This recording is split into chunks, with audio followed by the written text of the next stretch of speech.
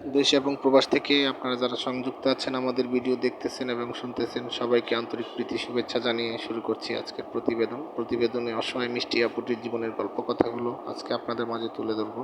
আপুটি দেখতে খুবই চমৎকার। ওনার পরিবারে ওনার বাবা মা মারা গেছে, বর্তমানে দাদির কাছে মানুষ ওইখানেই থাকে। উনি ওইখানে থেকে আপাতত একটি আর্থিক প্রতিষ্ঠানে আপনার রান্না বাড়ার কাজে নিয়োজিত আছে। সেখান থেকে যা পায় তার নিজের খরচটা নিয়ে কোনো মতে যার দাদিকে নিয়ে জীবিকা নির্বাহ করে। বিয়ের বয়স হয়ে গেছে, বর্তমান বয়স 18, পড়াশোনা ক্লাস 8 পর্যন্ত পড়েছিল।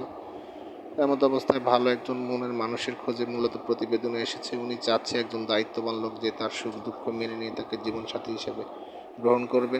উনি কোনো যৌতুক দিয়ে বিয়ে বসতে রাজি নয়। সেই ক্ষেত্রে আপনারা যারা এই ধরনের পাত্রীর খোঁজে আছেন, তার সাথে আরও ডিটেলস আলোচনা করতে চাইলে স্ক্রিনে দেওয়া নাম্বার আছে, ওনার সাথে কথা বলে নেবেন।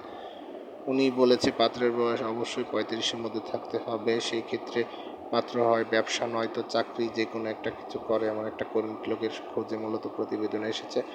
তো আপনারা যারা ওনাকে দেখে ওনার সার্বিক পরিস্থিতি জেনে শুনে পছন্দ হয়, অবশ্যই ওনার সাথে যোগাযোগ করে কথা বলে নেবেন। আর আমাদের চ্যানেলের ভিডিওগুলো ভালো লাগলে অবশ্যই একটি লাইক কমেন্ট শেয়ার করবেন, চ্যানেলটিকে সাবস্ক্রাইব করতে ভুলবেন না।